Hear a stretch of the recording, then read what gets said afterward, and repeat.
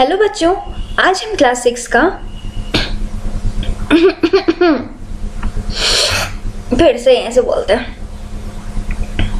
Hello बच्चों, आज हम क्लास 6 का चैप्टर 15 हमारे चारों ओर वायु को पढ़ेंगे। हम जानते हैं कि वायु सभी जीवित प्राणी के लिए बहुत महत्वपूर्ण है। हम मनुष्य सांस लेते हैं। सोचिए, क्या हम बिना सांस के जिंदा रह पाएंगे? नहीं ना। वायु को हम सांस लेते समय लेते हैं। यह हमारे लिए बहुत जरूरी है। बच्चों, वायु इतनी जरूरी है, फिर भी क्या हम वायु को देख पाते हैं? नहीं, मगर हम वायु की उपस्थिति को महसूस कर सकते हैं या अनुभव कर सकते हैं। बच्चों, आप सभी ने बैलून को फुलाया होगा। बैलून में हम क्या भरते हैं? वायु को भरते हैं ना। वहीं तेज हवा में पेड़ के पत्ते को उड़ते हुए देखा होगा, या जब कभी हम लोग तेज हवा में खड़े रहते हैं तो हमारे बाल कपड़े उड़ते हैं, या छत पर कपड़े को सुखाते देखा होगा। हवा के कारण कपड़े हिलते हैं ना। वहीं हमारी पतंग भी हवा के कारण उड़ती है। हमने खेतों में भी वायु का उपयोग देखा था ना।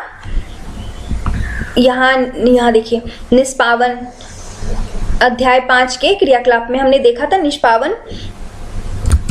कैसे निष्पावन विधि से हम हल्की पदार्थ को भारी पदार्थ से अलग करते हैं। हवा के द्वारा करते हैं ना। सूप से जो हम लोग फटकते हैं, जो हल्की होती है वो दूर जाके गिर जाती है, और जो भारी होती है वो पास आके गिरती है। देखा था हमने। कभी तेज वायु चलती है, कभी धीमी गति से भी वायु चलती है। तेज वायु कभी कभी तूफान का रूप ले लेती है, जिससे बहुत नुकसान होता है। देखा ही होगा आपने, बहुत तेज नुकसान जब वायु चलती है तो पेड़ पौधे उखड़ के गिर जाते हैं, कभी छत के छप्पर गिर जाते हैं, तो कभी कोई बैनर सब लगा रहता है वो सब उड़ जाता है।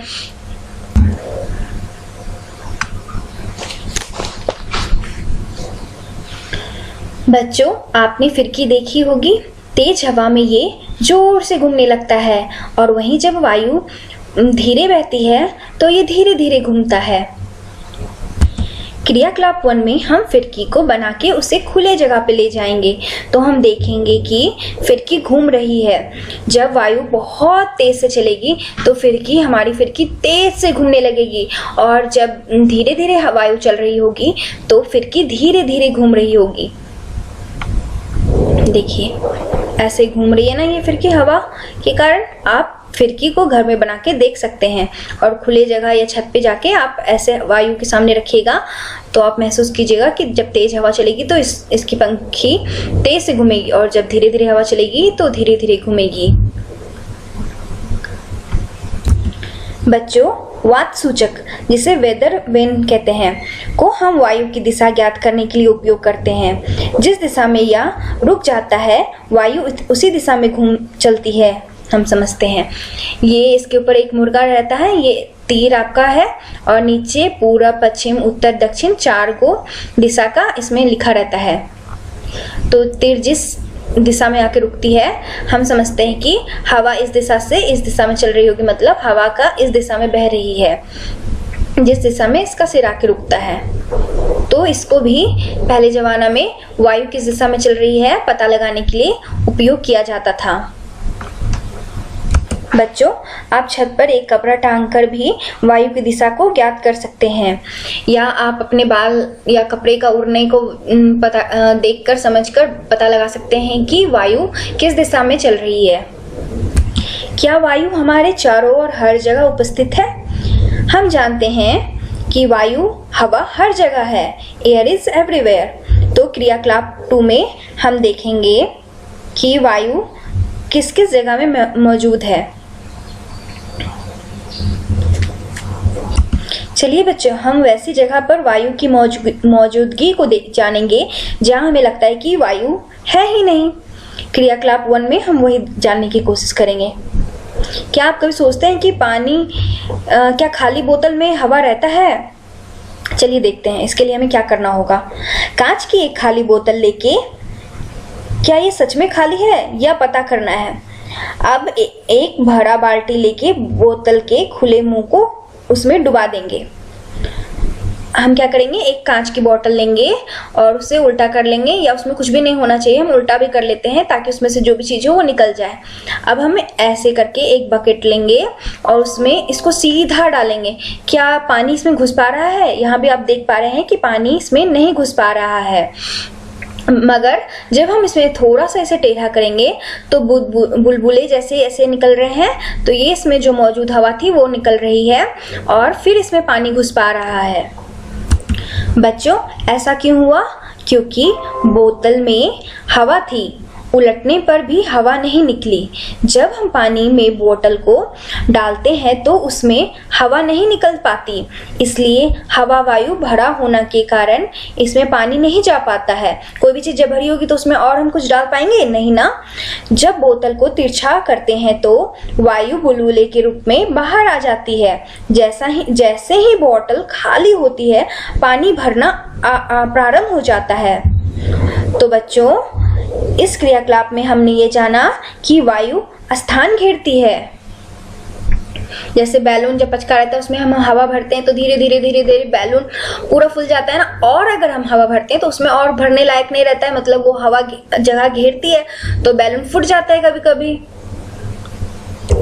तब ना बच्चों, वायु हमारे चारों ओर होती है मगर वायु का रंग नहीं होता, इस कारण हम वायु से आर पार देख सकते हैं। तब ना हम किसी भी वस्तु को, वायु हमारे चारों ओर है फिर भी हम दूसरी वस्तु को देख पाते हैं, इसका मतलब ये पारदर्शी है। वायु को हम पारदर्शी कहेंगे। तो बच्चों, हमने क्या क्या जाना? वायु स्थान घेरती है, वायु का रंग नहीं होता और वायु पारदर्शी होती है। बच्चों, अब हम वायुमंडल को पढ़ेंगे। हमारी पृथ्वी वायु की एक पतली परत से घिरी हुई है। ये वायु की परत पृथ्वी की सतह से कई किलोमीटर ऊपर तक है। इसे ही हम वायुमंडल कहते हैं। बच्चों, जब हम नीचे हैं अभी जमीन के तल पे तो हम आराम से सांस ले पाते हैं ना, लेकिन जैसे जैसे हम पृथ्वी के तल से ऊपर की ओर जाते हैं, वायु की मात्रा कम होती जाती है। वायु में मौजूद ऑक्सीजन जो होता है वो धीरे ऊपर जैसे जैसे हम लोग जाएंगे तो वो कम होते जाएगा। इसलिए देखिए, पर्वतरोही सब जो होते हैं ना अपने साथ ऑक्सीजन का सिलेंडर लेके जाते हैं। देखिए, ऑक्सीजन का सिलेंडर है, ये नाक में इसका लगा हुआ है, क्योंकि जैसे जैसे हम लोग ऊपर जाते हैं ना वायु की मात्रा कम होती जाती है। बच्चों, अब हम पढ़ेंगे वायु किससे बनी है। पहले के लोग ये समझते थे कि वायु एक ही पदार्थ की है, मगर खोज और प्रयोगों के बाद ये पता चला कि वायु अनेकों गैसों का मिश्रण है। तो इसमें वायु में हमारी कौन कौन सी गैस मिली हुई है, चलिए उसको समझते हैं। कौन कौन से अवयव इसमें हैं उसको समझते हैं। पहले देखिए जल वाष्प। चलिए अब जल वाष्प को पढ़ते हैं, क्या होता है ये। जल वाष्प पानी की गैसीय अवस्था है। जल वाष्प संघनन द्वारा द्रव के रूप में दिखाई देती है। और हमने पहले पढ़ा था संघनन क्या होता है, गैस से द्रव बनने की प्रक्रिया को संघनन कहते हैं। बच्चों, जब आप ठंडा पानी किसी कांच के गिलास में रखते हैं तो जब वायु से ठंडे पृष्ठ पर बाहरी सतह के संपर्क में आती है तो जल वाष्प ठंडी हो जाती है। इसी कारण हमें गिलास के पृष्ठ पर जल की कुछ बूंदें दिखती है। वायु में हमेशा जल वाष्प मौजूद रहती है, क्योंकि ये जल चक्र वाटर साइकिल जो होती है उसको बनाने में मतलब उसके बनाने में हमें सहायता करती है ना। जल वाष्प के बाद हमारा दूसरा अवयव है ऑक्सीजन।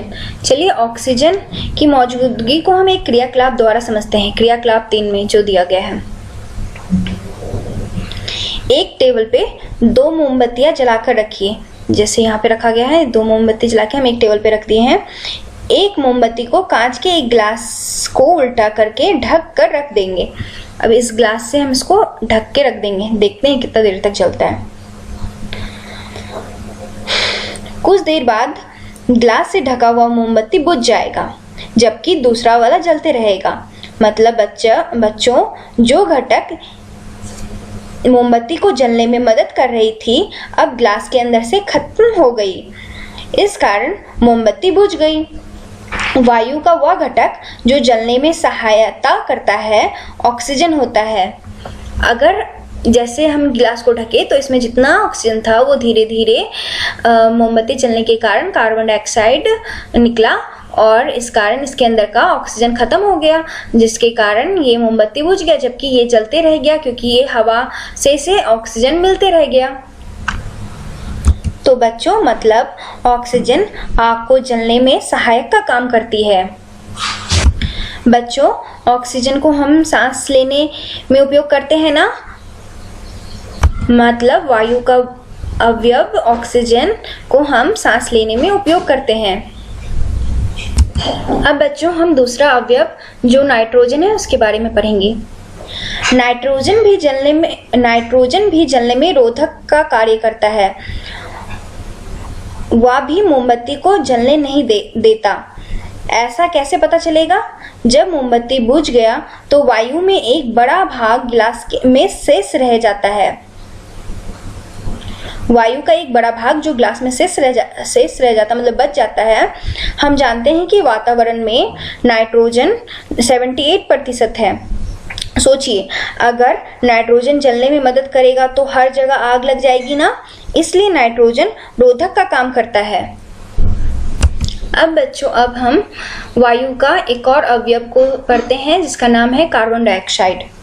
जब बंद कमरे में हम कोई पदार्थ जलाते हैं तो जलने वाले वस्तु से अधिक मात्रा में CO2 निकलता है।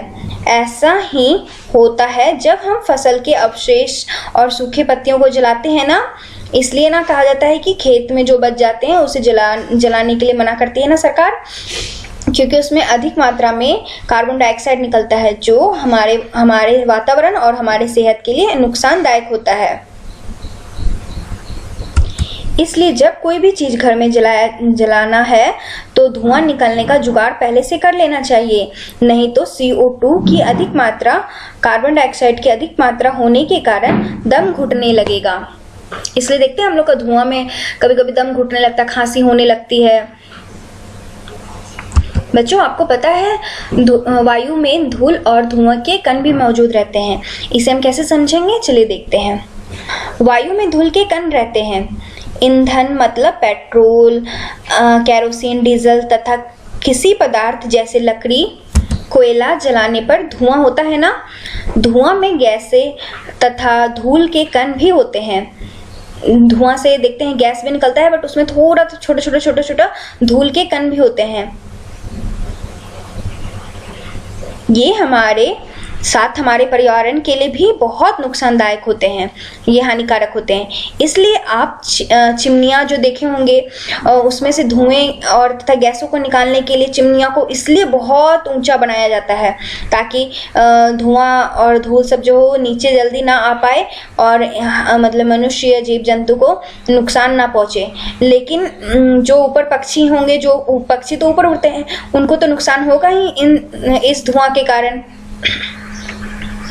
बच्चों क्रियाकलाप 4 में हम धूल कण को कैसे देख सकते हैं उसको सीखते हैं। एक रूम को चुनिए जहां धूप आती हो। सब दरवाजे खिड़कियां को फिर हम बंद कर देंगे। ऐसा करने से रूम में अंधेरा हो जाएगा। अब छोटा सा छेद या थोड़ा सा दरवाजा खोल के देखिए। जब आप उस धूप की किरण को देखेंगे तो आप ऐसा पाएंगे कि धूप की किरण में छोटे छोटे चमकीले कण घूम रहे हैं। यही कण आपके धूल कण हैं।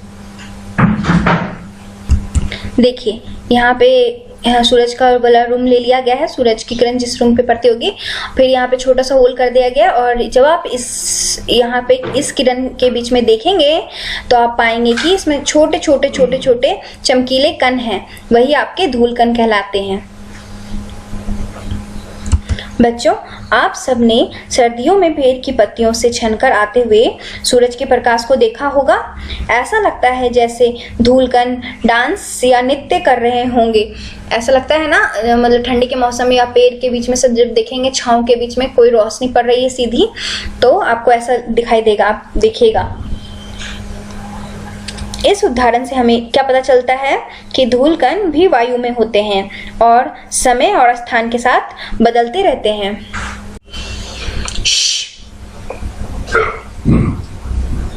बच्चों, जब हम सांस लेते हैं तो धूल के कण को अंदर आने से बचाने के लिए हमारी नाक में बाल होते हैं ना, जो धूल के कण को अंदर आने से बचाते हैं।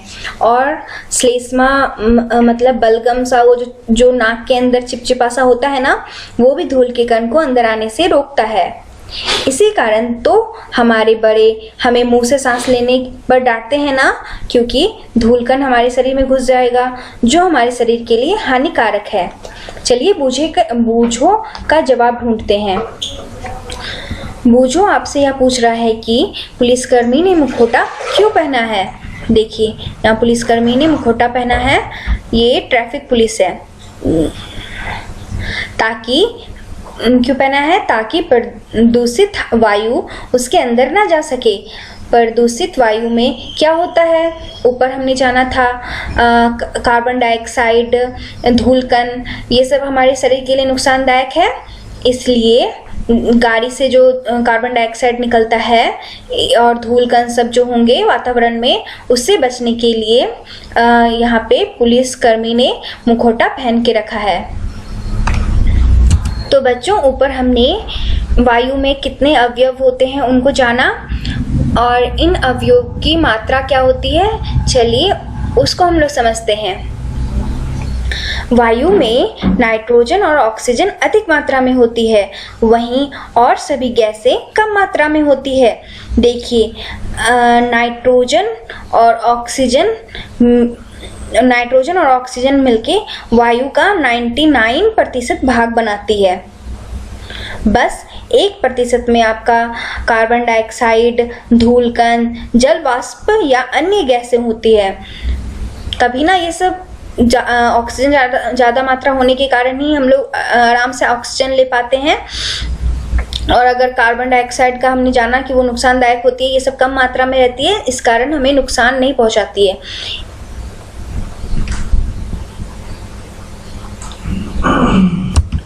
पहेली जानना चाहती है कि अगर पारदर्शी शीशे की खिड़कियों को नियमित रूप से साफ न किया जाए तो वह धुंधली क्यों हो जाती है। बूझो जानना चाहता है कि आग लगाने की घटना के समय जलती हुई वस्तु के ऊपर कंबल लपेटने की सलाह क्यों दी जाती है। चलिए पहेली और बूझो के सवाल का उत्तर पता करते हैं। बच्चों, पहेली का उत्तर हमने जाना है ना कि वायु में बहुत से अवयव होते हैं, उसमें से जल वाष्प और धूलकण भी एक अवयव होता है। तो जल वाष्प जब ठंडा हो जाता है और चिपक जाता होगा खिड़की पे, और फिर धूलकण भी वातावरण में रहते हैं, वो पानी के संपर्क में आने के कारण इस कारण वो भी आपके खिड़की पे चिपक जाते हैं। इस कारण आपकी खिड़की धुंधली दिखने लगती है, क्योंकि उसमें धूलकण जल वाष्प के कारण चिपक जाते हैं। वहीं बूझो का जवाब क्या होगा? कंबल डालने से ऑक्सीजन की मात्रा कम हो जाती है, इस कारण आग बुझ जाता है ना। जैसे हमने वहां पर 2 मोमबत्ती जब जलाया था तो देखा था ना, जब हम इसको ढक देते हैं तो यहाँ पे ऑक्सीजन की मात्रा कम हो जाती है, जिसके कारण ये बुझ जाता है। तो वहीं पे कंबल भी यही काम करती है। तो आपको पहेली और बूझो का उत्तर मिल गया ना। देखिए, यहाँ पे आपका मात्रा दर्शाया गया है कि वातावरण में कितनी मात्रा में कौन सी गैसें हैं। ये देखिए, नाइट्रोजन, इतना बड़ा भाग नाइट्रोजन का है और इतना बड़ा भाग ऑक्सीजन का है। तो जब हम इन दोनों को मिला देंगे तो देखिए इतना सा ही भाग हमारा खाली बचता है। तो हमने क्या जाना कि वातावरण के वायु में जो अवयव हैं उसमें से नाइट्रोजन और ऑक्सीजन बहुत अधिक मात्रा में है, और वहीं पे ये छोटा सा भाग जो है उसमें देखिए कार्बन डाइऑक्साइड, जल वाष्प, धूलकण और दूसरी गैसें होंगी इसमें। तो हमने क्या जाना, 2 गैस जो बड़े गैस है, नाइट्रोजन और ऑक्सीजन, वो 99 भाग वायु का है, और 1 भाग के अंदर ही आपका कार्बन डाइऑक्साइड या अन्य गैस आते हैं। देखिए,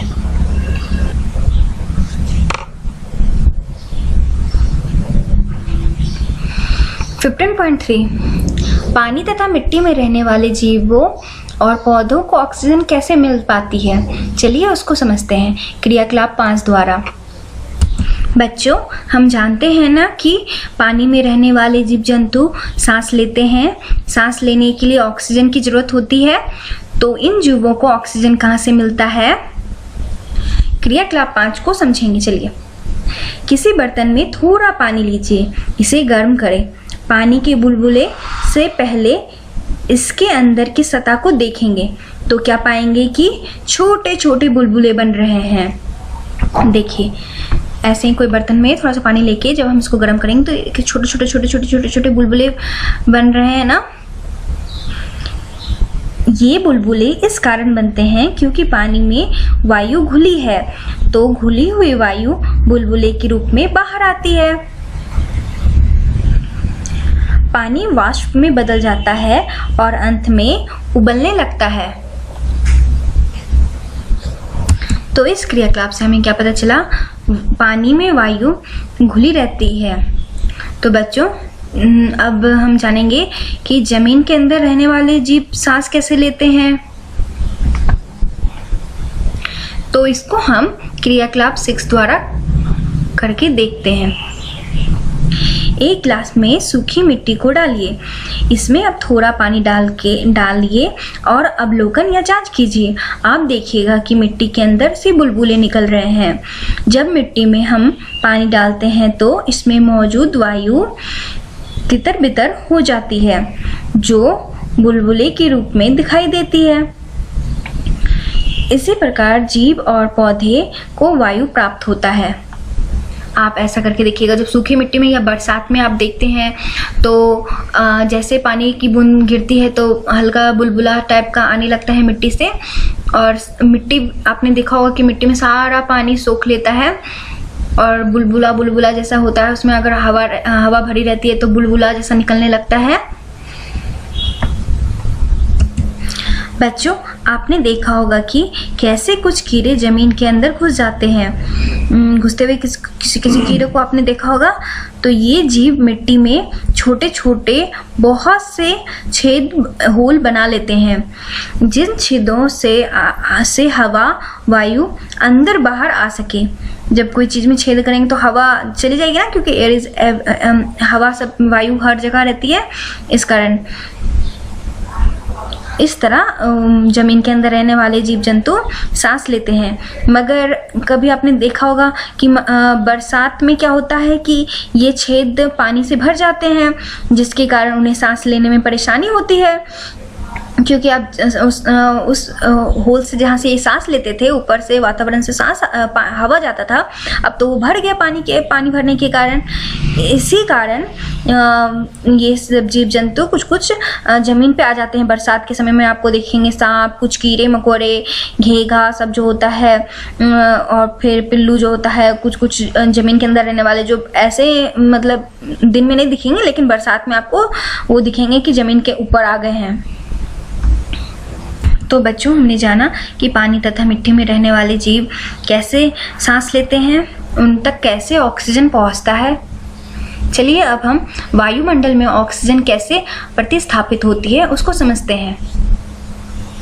बच्चों, आपने कभी सोचा कि सारे जीवित प्राणी, जीव जंतु, मनुष्य, पेड़ पौधे सब ऑक्सीजन लेते हैं, फिर भी ऑक्सीजन खत्म क्यों नहीं होता? बच्चों, हम जानते हैं कि पेड़ पौधे अपना भोजन प्रकाश संश्लेषण के द्वारा बनाते हैं। भोजन बनाने की प्रक्रिया में ये ऑक्सीजन उत्पन्न करते हैं। बच्चों, पौधे भी सांस लेते हैं, ऑक्सीजन का उपयोग करते हैं ना, मगर ऑक्सीजन का उपयोग कम होता।